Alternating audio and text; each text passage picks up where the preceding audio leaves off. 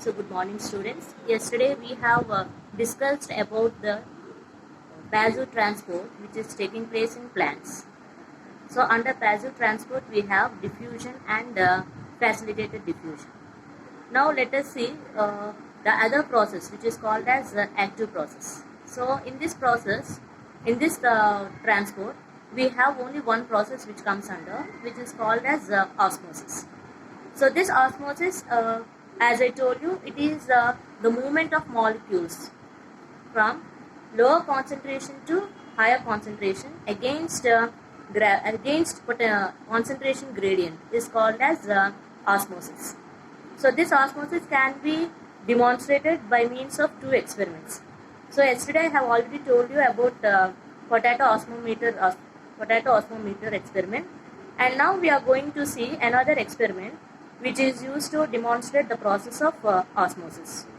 So that experiment we call it as Thistle funnel experiment. So that experiment is called as Thistle funnel experiment, and this Thistle funnel experiment, this is called as Thistle funnel. This is called as Thistle funnel, and this Thistle funnel,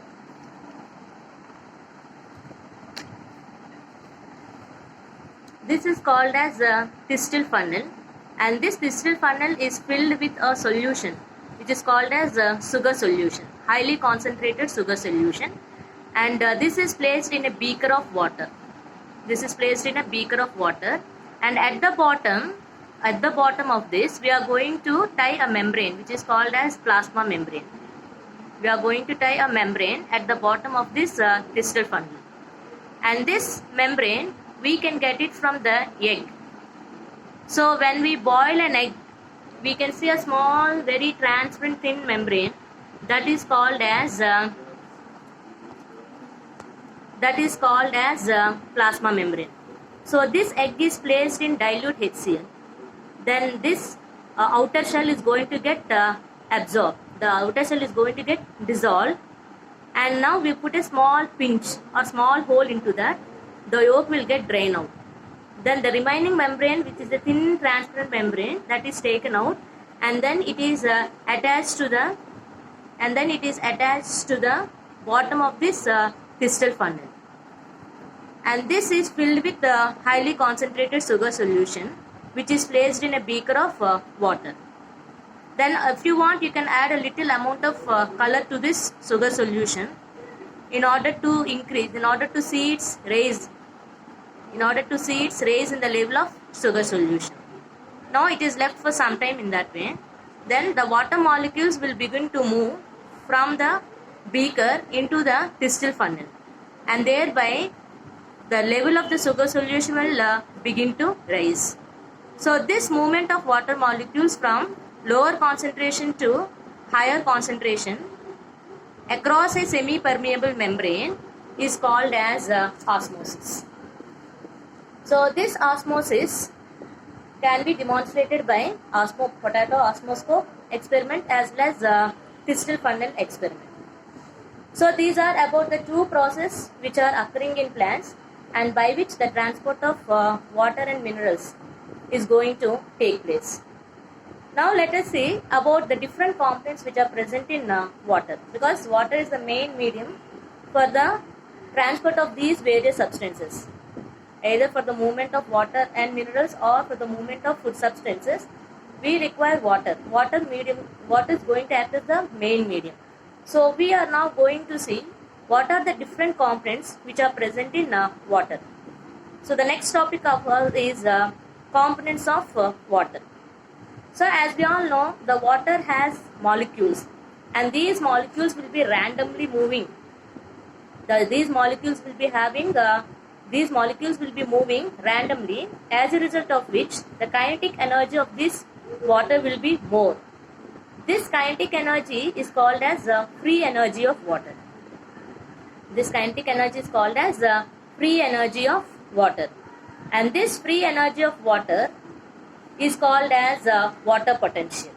This free energy, or the energy which is possessed by the water, is called as water potential, and this water potential is denoted by the symbol Psi. It is denoted by the symbol psi W. Psi W.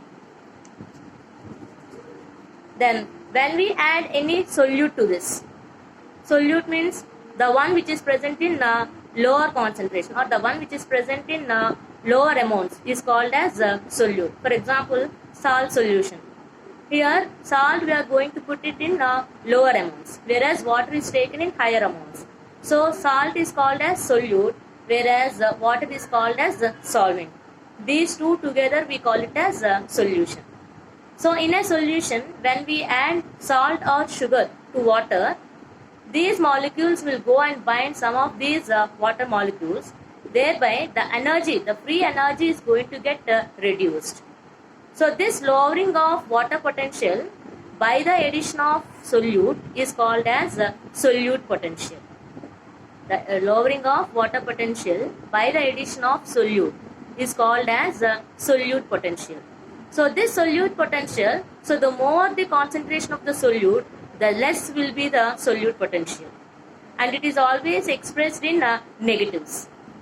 It is always expressed in negatives. Why? Because it is lowering the water potential. That is why it is always expressed in negatives. And the other one which is present, we call it as pressure potential. Pressure potential is when a seed is kept in water, then the water will begin to move into the inside. When a cell is kept in water, then the water will begin to move into the cell, as a result of which the pressure is going to get increased. That we call it as pressure potential. So as a result of entering of water into the cell, the water potential will begin to rise. This is called as pressure potential. So this pressure potential is expressed in positives. This is written as positive, whereas solute potential is written as negative. So water potential is equal to solute potential plus pressure potential. Water potential is equal to solute potential plus pressure potential. So these are the three main components which are required for the water, or these are the main components which are present in the water: water potential, solute potential, and pressure potential. So these three will constitute the main components of water, through which the water either may enter into the cell or may come out of the cell. So accordingly, we have three kinds of solutions. So we have three kinds of solutions, which are called as hypotonic solution, isotonic solution, and hypertonic solution.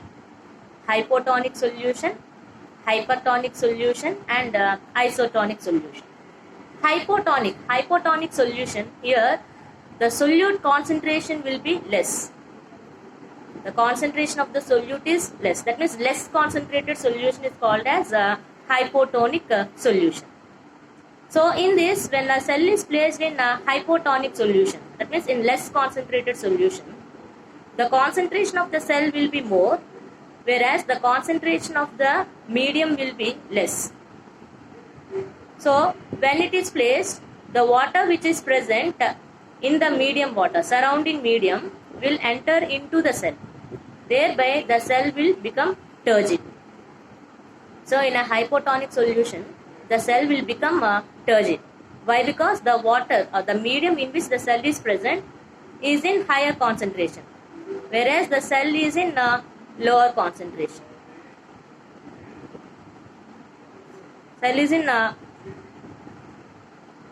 the medium which is present is called the medium which is present, that is in lower concentration, whereas the cell is in higher concentration. So the water from the medium will enter into the cell, and thereby the cell becomes turgid. Then the next one is hypertonic solution. Hypertonic solution is a more concentrated solution. More concentrated. So when a cell is placed in a hypertonic solution, the cell will be at lower concentration and the surrounding solution will be at higher concentration. So naturally water will come out of that cell. Naturally the water will come out of the cell. As a result, the cell is going to become flaccid. Flaccid means flat. The cell is going to become flat. Why? Because the water will begin to come out when it is placed in a hypertonic solution. Then the next solution is isotonic solution. So in isotonic solution, both the concentrations will be similar. That means the medium of the solution as well as the concentration of the cell will be similar. As a result, there is no movement of any molecules, and as a result, the net movement will be zero. Such a cell we call it as a isotonic solution. So there is no movement of water molecule or any solution particles either to inside of the cell or to the outside of the cell. So the net movement will be zero. Such a solution we call it as isotonic solutions. So in this way we have three kinds of solutions. That is isotonic solution, hypotonic solution and hypertonic solution. Now if we take two solutions, so